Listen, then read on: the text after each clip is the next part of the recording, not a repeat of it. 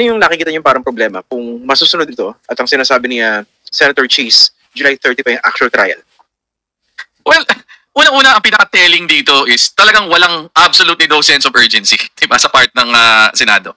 Kasi maski yung preliminary steps tulad ng pag-adapt formally ng bagong current Senate rules on impeachment, yung pag-oath ng mga senator judges, yung pagbibigay ng kopya ng articles of impeachment dun sa respondent kay VP Sara Duterte, lahat yun, lahat yun binato pa sa June. So mula ngayon hanggang June, di ba 3 buwan pa yan, talagang walang mangyayari. Wala talaga silang balak gawin.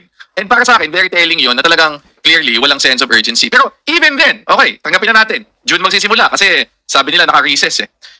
Pagbalik nila sa June, pagbalik nila ng June 2, halos walang mangyayari yung first month eh. Halos first 2 months eh. First day, June 2, tatanggapin formally yung articles of impeachment at i-approve nila yung rules. The next day, June 3, mag-o-oath, magkukonvene na sa impeachment court formally, tapos na. The next day, June 4, tsaka pa lang magsaserve ng summons dun sa respondent. And then, bibigyan ng mahigit 1 buwan para magkaroon ng filing ng mga pleadings. Normal naman yun, di ba? Usually 10 days yan, another 5 days to reply, so 15. Pero ito, 20 yata yung binigay. Pagkatapos ng another month para pre-trial. Na normally, hindi naman nagpi-pre-trial in impeachment proceedings. Pero sabihin mo na, may mga marking na mga evidence yan, etc. Di ba? Para bumilis. Para bumilis. Pero sa bibigyan ka lang 1 buwan para doon. So, sabihin, pagbalik nila sa June 2, which is 3 months from now, halos 2 months pa uli bago mag-start yung actual trial. Which is really, parang feeling ko, sobra-sobra na itong delay. Kasi dati, nung sinasabi lang niya na hindi, bumalik tayo after elections na sa recess, di ba? Pwede mo pang isipin na baka meron pang legitimate reason di ba? So to speak, na parang, di ba? Sumusunod tayo dun sa legislative calendar kahit na hindi naman kailangan. Sabi na ng madaming mga eksperto, including at least 2 justices na former justices ng Supreme Court.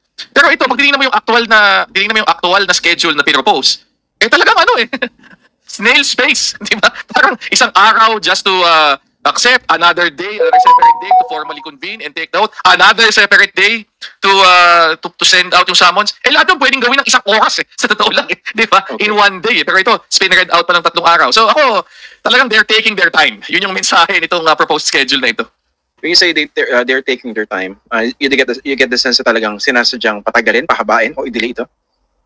Well, ako, wala talagang sense of urgency. Whether talagang dinidelay, iba pang usapan yon. Pero clearly, absent any sense of urgency dito. Ang ironic pa dito, ito, narinig ko dun sa press conference ni SP Cheese na sinabi niya na sa tingin niya, with this schedule, July 30 ang start, by October daw, tapos na. So, ibig sabihin, tapos na yung trial in 2.5, 3 months. Kung gano'n naman pala, sinimula na lang February, tapos na yan by April bago mag-eleksyon, di ba? So, mas mahaba pa yung hihintayin natin, di ba, na 6 na buwan bago mag-start yung impeachment trial doon sa ine-estimate niya mismo na total duration ng actual trial, which is kind of ironic considering na kung ako magpapatagal pa sa usaping ito yung delay ng Senado dahil wala silang ginagawa. Ewan ko na lang, di ba? Talagang maintindihan mo na bakit ang dami nagdududa na mayroong ibang interest at play dito kung bakit hindi pa nagsisimula hanggang ngayon. Kayo, anong duda nyo? Ano yung interest at play dito kung bakit hindi pa nagsisimula? Ayaw ko mag-speculate kasi wala naman akong alam di ba? So, pero at this point, what is very, very clear is walang sense of urgency. Increasingly, mukhang ang totoo yung apprehension ng madaming mga tao, madaming mga kababayan natin na meron talagang intention to delay it. Kasi talagang sobra talagang drawn out di ba? Even if we accept na hindi magmi-meet prior to yung reconvening ng Congress, di ba? After adjournment, yung papagbalik nila from adjournment. Bakit yung schedule na ito, after June 2, ang bagal pa rin. Para talagang drawn out for as long as possible bago umabot dun sa actual na impeachment trial. Okay, paintindihan natin sa mga viewers noon. June 2, yung resumption ng session, ang nakaschedule doon, presentation ng articles of impeachment by the prosecutors, tapos approval of the revised rules and of procedure on impeachment trial, 3:00 ng hapon. So pwede bang isiksik na rin sa araw na yun, yung nakaschedule for the following day, which is convening of the impeachment court and oath-taking of the incumbent senator judges na nakatakda ng 9 a.m. Pwede na bang i-collapse yung pagsamahin na sa isang araw? Sa tingin ko, actually, yung the next day pa, June 4, service of summons, pwede na rin i-collapse nun. Diba? Kasi, ano bang gagawin mo sa unang araw? It's basically, tatanggapin namin formally yung articles of impeachment. Okay. Pangalawa, someone will make a motion to approve yung impeachment rules, yung draft. And I suppose, gagamitin lang naman nila yung dating draft, diba? Yung ginamit na impeachment rules nung panahon ni dating Chief Justice Renato Corona. which was the last time the Senate sat as an impeachment court. So I very much doubt na mahabang usapan yun. Di ba? Parang i-approve lang kagad yun. Pangalawa, somebody will make a motion to convene as impeachment court. And then oath. Tapos. Di ba? Pero tapusin nyo ng mabilis eh. I'll play devil's advocate, Attorney Barry. Kasi kung meron alam natin may mga supporters sa Senado itong si VP Sara Duterte, pwede rin gamitin yung kanilang posisyon para i-delay ito. Di ba? They can raise a lot of technicalities, dilatory tactics, if you will, to be able to further delay the start. Di ba? Pwede rin tanongin yan, pahabain. Kasi impeachment rules yan, di ba? Pwede sila mag-nitpick dyan eh. Totoo. Pero ang point ko dito ay, hindi nila kailangan gawin yun eh. Sa schedule na ito eh. Dahil kahit na wala pa silang erase na question on the rules, mag-adjourn na eh. Next day na uli yung formal convening tsaka yung oath-taking eh. So ibig sabihin, parang binildi na yung delay eh. Hindi na kailangan daanin pa sa mag-raise ako ng objection o mag-propose ako ng amendments to the rules eh. Dahil built-in eh. From the actual schedule, tapos na ang trabaho nila on June 2 once they approve the rules. Next day na uli yung formal convening of the impeachment court and the oath-taking. Na hindi ko maintindihan, ba't mo kailangan iwalay pa yun? Diba? Pwede mo naman tapusin yun the same day eh. Diba? Baka sabihin nila pag resume ng session sa June 2, meron pa silang ibang legislative functions or responsibilities to attend to. Naalala ko nung una-una, ano pang ipapasan yung batas June 2 na eh. Matatapos na tong Congress na to eh. Diba? So very, very unlikely na meron pang legislative business talaga na sobrang urgent dyan na ite-take up.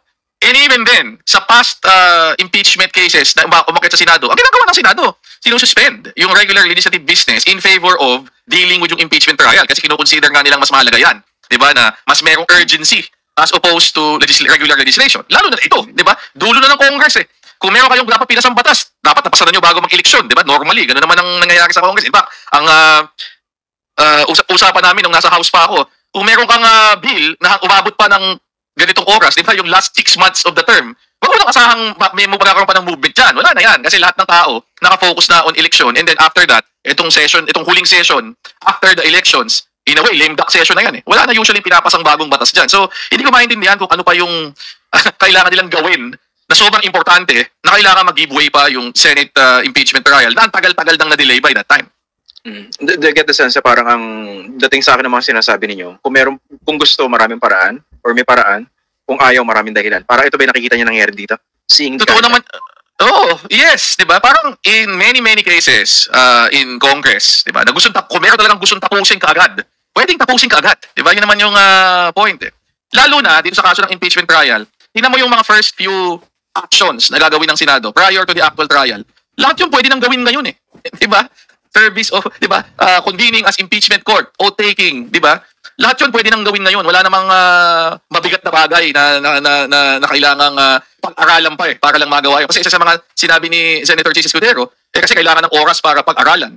Ano kailangan mo pag-aralan kung mag-convene ka lang naman formally sa impeachment court? Ano kailangan mo pag-aralan kung ang gagawin mo lang naman ay mag-oath? Even yung pag-serve ng summons, wala ka naman, ministerial yun to a certain extent eh, kasi kailangan mong pasagutin eh, yung kabila eh. So actually, yung sitting down to study the issues, mangyayari lang yan kapag hawak mo na lahat ng mga pleadings ng parehong parties. So, again, bakit mo i-delay yun? Kung sinasabi mo na kailangan naming oras para pag-aralan, hindi ba gusto mo gawin mo naman ng mas maaga yun? Para nga mas mahaba yung oras mo para makapag-aral. Kasi right now, ito yung realidad. Wala silang gagawin on the impeachment from now until June 2. As in zero. Even yung preliminary tasks na pwede sanang gawin, lahat yun ay binato pa to June 2 or later. Okay, so mukhang pwede yung mga preliminaries tapusin na before the resumption of the session on June 2. Kaso, paano naman gagawin yon? Dapat magpatawag ba ng special session yung Pangulo? Or can the senators do that on their own? Ako, nag-agree ako dun sa opinion na they can actually convene on their own. Diba? Kasi, pinapayagan nga na yung mga committee, magkaroon ng committee hearing during adjournment. Eh. Diba? Madami ng mga cases in the past where committees of the Senate and committees of the House of Representatives actually convened and did business during adjournment. Diba? So, kung yung committee work na arguably is on a lesser degree of importance and urgency compared sa isang impeachment proceeding, pwede mong gawin, di ba? During yung adjournment, ito pa, di ba? And as so many experts have pointed out, iba yung trabaho ng impeachment sa trabaho ng legislation. So nothing prevents yung Senate from meeting, convening as the impeachment court, even while they are on adjournment, and then doing with yung preliminary matters na ngayon. Kasi kung ang problema nila ay ayaw pa namin pag-usapan dahil hindi tayo na pag-aralan, di gamitin nyo yung mga at least yung formal na pag-accept. Diba? Yung pagpasa ng inyong rules, yung pag-take nyo ng oath, yung actual formally convening yung Senate as impeachment court. And then, padala na nyo yung kopya dun sa kampo ni VP Sara Duterte para meron ding oras yung kabila na sumagot, di ba? Officially. Para pagbalik natin ng June, kung June talaga yung hinihintay nyo kasi ayaw pa nyo mag-trial ngayon, tapos na yung mga yon and we can start the trial June 2. Di ba? Pwede naman yun eh. Okay. Kung talagang, I mean, sabi mo nga eh, kung gusto, kayang gawa ng paraan. Pero mukhang dahil hindi ka ginagawa ng paraan, baka hindi gusto. Di ba? Okay. Welcome to Team Sam TV, your channel for the latest news updates. Here, we break down the biggest stories from around the globe, covering everything from breaking news to politics. Whether you want to stay informed or just catch up on what's happening, we've got you covered. So, don't forget to subscribe and hit that notification bell so you never miss out on the latest news. Join the Team Sam TV family, and let's explore the world together, one update at a time.